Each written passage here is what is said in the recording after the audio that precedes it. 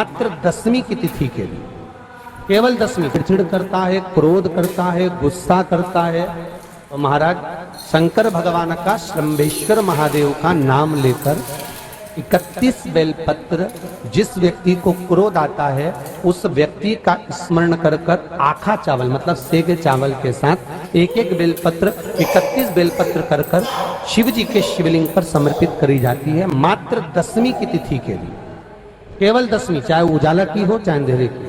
कौन से महादेव का नाम लेना है?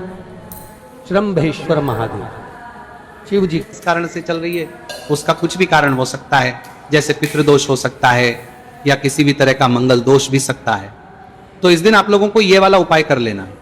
यह एक ऐसा उपाय है जिस उपाय को अगर किसी विशेष दिन पर किया जाए तो भाई उस विशेष दिन का जो है वह तो हमें मिलता ही मिलता है, पर हमने उस दिन पर इस उपाय को किया है तो हमें उससे भी बड़ा फल मिलता है, और फल बहुत जल्दी मिलता है, क्योंकि आप इस उपाय को बहुत ही बड़े और विशेष दिन पर कर रहे हो। तो चलिए अब उपाय के बारे में बात करते हैं, लेकिन उससे पहले आप लोगों को यह जानना आवश्यक है कि आखिर ये उपाय किस समय करना है, किसको करना है और कैसे करना है।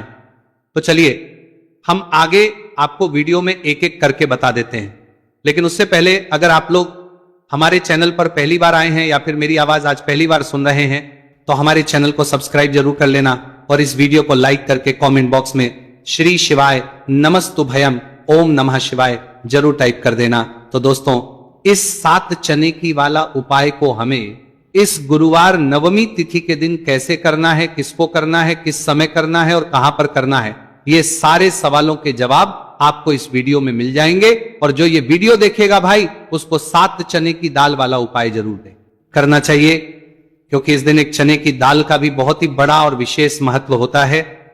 और जब बात आ जाए 7 चने की दाल वाला उपाय की तो ये सोने पे सुहागा वाली बात हो जाती है, और ये एक बहुत ही बड़ा उपाय हो जाता है इस गुरुवार नवमी तिथि का।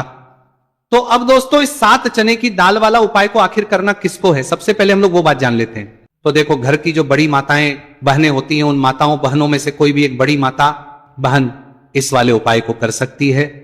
और दोस्तों अगर आप चाहें तो अपने घर में से सभी सदस्यों को भी इस उपाय को करवा सकते हैं। अगर किसी व्यक्ति की खुद की कोई मनोकामना है, खुद की कोई दुख और है जो कि वो अपने लिए ही करना चाहता है, इस वाले उपाय को तो वो खुद अपने लिए भी कर सकता है। बाकी अगर कोई घर में से ऐसा है जो कि अपने पूरे घर परिवार की सुख और शांति के लिए ये वाला उपाय करना चाहता है तो भाई वो भी कर सकता है, उसमें भी कोई दिक्कत वाली बात नहीं है।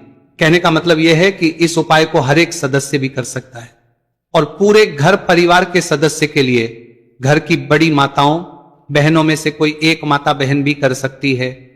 माताएं बहनें अगर घर में उपस्थित ना हो या वह उपाय ना कर पा रही हो तो फिर घर का कोई बड़ा सदस्य भी इस 7 चने की दाल वाला उपाय को कर सकता है, चाहे फिर वो पुरुष ही क्यों ना हो, उसमें कोई भी दिक्कत वाली बात नहीं है। उसके बाद में दोस्तों जो अगला प्रश्न निकल कर आता है वो ये आता है इस उपाय को लेकर कि आखिर इस उपाय को हमें किस समय करना है, सुबह के समय करना है कि शाम के समय करना है। तो देखो इस वाले उपाय को आप लोग सुबह के समय भी कर सकते हो और शाम के समय प्रदोष काल में भी करते हो। अब अगर आप पूछो कि भाई सबसे उत्तम समय कौन सा रहेगा इस 7 चने की दाल वाला उपाय को करने का, तो हम आपसे बस यही कहेंगे कि इस उपाय को आप सुबह के समय करेंगे तो ज्यादा बेहतर होगा। बाकी अगर प्रदोष काल शाम के समय भी करेंगे तो भी अच्छा होगा, उसमें कोई भी दिक्कत वाली बात नहीं है। तो अब दोस्तों जो अगली सबसे बड़ी और महत्वपूर्ण बात आती है वो ये आती है कि सुबह अगर हम उपाय को तो हमें कितने बजे से लेकर कितने बजे तक के बीच में करना है, और शाम के समय प्रदोष काल में करेंगे तो हमें कितने बजे से लेकर कितने बजे के बीच में करना है। तो देखो सुबह जितनी जल्दी हो सके आप उपाय को करने की कोशिश करना। बाकी अगर किसी कारणवश लेट भी हो जाओ, थोड़ी देर भी हो जाए तो 10 या 11 बजे तक भी आप उपाय कर लेना, पर 12 बजे से ज्यादा देरी ना हो, ठीक है, इस बात का ध्यान रखना। उसके बाद दोस्तों अगर शाम के समय प्रदोष काल की बात करें, प्रदोष काल का जो समय होता है वो शाम के 6 बजे से शुरू हो जाता है। मतलब शाम के 6 बजे से लेकर 7 बजे के बीच का जो समय होता है यह समय प्रदोष काल का समय होता है। तो आप इस उपाय को 7 या 8 बजे के बीच में भी कर सकते हो। मतलब शाम के 6 बजे से रात 8 बजे के बीच में आप कभी भी इस वाले उपाय को कर सकते हो, उसमें कोई भी दिक्कत वाली बात नहीं। चलिए जानते हैं उस विशेष उपाय के बारे में। देखिए दोस्तों पूज्य गुरु जी की कथा के अनुसार ही इस उपाय को आपको बहुत ही विस्तार से समझाने का प्रयास करेंगे, लेकिन उससे पहले वीडियो को लाइक करें। देखिए, इस वीडियो में हम पूज्य गुरु जी द्वारा बताए गए 3 सबसे अचूक उपायों के बारे में जानेंगे, जो आपको सिर्फ और सिर्फ गुरुवार की नवमी की तिथि पर ही करने हैं। पूज्य गुरु जी ने बताया है कि जो भी व्यक्ति इन उपायों को कर लेता है, उसके जीवन से समस्त परेशानियां दूर हो जाती हैं। तो चलिए जानते हैं गुरु जी द्वारा बताए गए पहले खास उपाय के बारे में। देखिए, गुरु जी ने बताए हैं कि गुरुवार के दिन किया जाने वाला यह उपाय सबसे सर्वश्रेष्ठ है। इस उपाय के लिए आपको मात्र एक लोटा शुद्ध जल लेना है। जल आपको तांबे के पात्र के अंदर लेना है। इसी के साथ में आपको मात्र एक गुड़ का टुकड़ा लेना है और इसी के साथ में आपको लेनी होगी 7 की दाल। देखिए, चने की दाल को लेते समय ध्यान रखना है कि यह खंडित नहीं होनी चाहिए। यह चने की दाल जब भी हम गुरुवार के दिन शिवलिंग पर अर्पित करते हैं तो इससे हमारे जीवन के बड़े से बड़े संकट समाप्त होते हैं। अगर हमारे हाथ में धन प्राप्ति की लकीरें नहीं हैं, अगर हमारे जीवन में दुर्भाग्य के अलावा कुछ है ही नहीं, तो गुरु जी ने कहा है कि हम इस व्यासपीठ से आपको यकीन दिलाते हैं कि गुरुवार के दिन जब भी आपकी दाल वाला यह उपाय करते हैं तो इससे महादेव आपके हाथ की लकीरों को भी परिवर्तित कर देते हैं।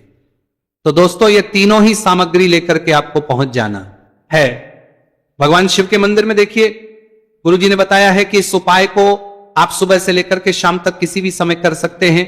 देखिए, शिव मंदिर पहुंचने के बाद आप जो एक गुड़ का टुकड़ा लेकर के गए हैं, सबसे पहले तो आपको उसे जल के पात्र के अंदर डाल देना है और आपको महादेव का स्मरण करते हुए यह एक लोटा जल धीरे धीरे शिवलिंग पर अर्पित करते जाना है।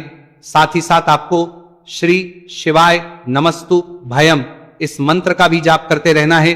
कम से कम 11 बार आपको इस मंत्र का जाप अवश्य करना है। अब दोस्तों, आपके पास जो चने की दाल है उन्हें आपको एक एक करके शिवलिंग पर अर्पित करते जाना है। चने की दाल आप एक एक करके भी समर्पित कर सकते हैं और एक साथ भी शिवलिंग पर अर्पित कर सकते हैं। देखिए, चने की दाल को समर्पित करने के बाद आपको बृहस्पति शवर महादेव से प्रार्थना कर लेनी है कि हमारे जीवन में जो भी संकट समस्या चल रही है, हम जो भी कार्य करते हैं उसमें हमें बार बार असफलता मिलती है, रुकावटें संकट जीवन में लगातार बने हुए हैं, चारों तरफ से सिर्फ और सिर्फ निराशा ही हाथ लग रही है, तो अपने दुर्भाग्य को दूर करने के आपको बृहस्पति शवर महादेव से प्रार्थना कर लेनी है। पूज्य गुरु जी ने कहा है कि इस गुरुवार के दिन यह चमत्कारी उपाय करके देख लेना और आप स्वयं देखेंगे कि 1 या 2 महीने के अंदर आपके जीवन का जो दुर्भाग्य है वह समाप्त होना प्रारंभ हो जाएगा। अब दोस्तों, हम जान लेते हैं दूसरे विशेष और चमत्कारी उपाय के बारे में। देखिए, इस उपाय के लिए आपको मात्र एक तुलसी जी की लकड़ी लेनी होगी। अगर आपके पास पहले से ही तुलसी जी की लकड़ी है तो उसका उपयोग आप कर सकते हैं, और यदि आपके घर में तुलसी जी का पौधा सूखा हुआ है तो वहां से भी आप तुलसी जी की मात्र एक लकड़ी ले सकते हैं। देखिए, इस उपाय के लिए आपको मात्र एक मिट्टी का दीपक लेना है। इसमें आपको शुद्ध घी का प्रयोग करना है और इस दीपक के अंदर आपको ये जो तुलसी जी की लकड़ी है इसे रख देना है।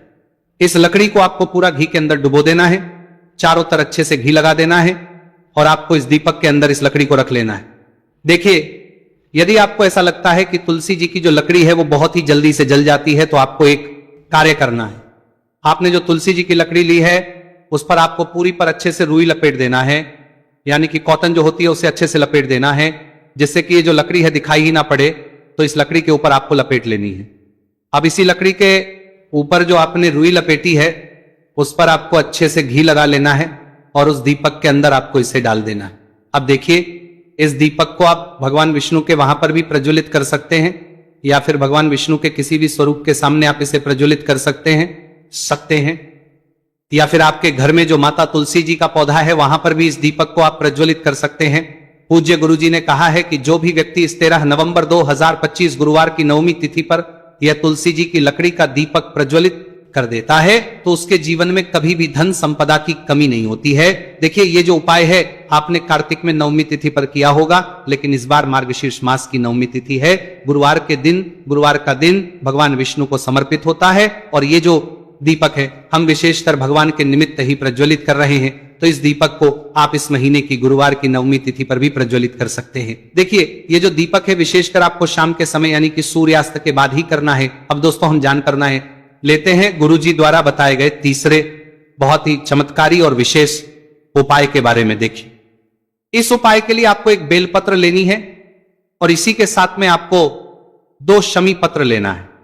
देखिए, आप जो बेल लेंगे वो कहीं से भी खंडित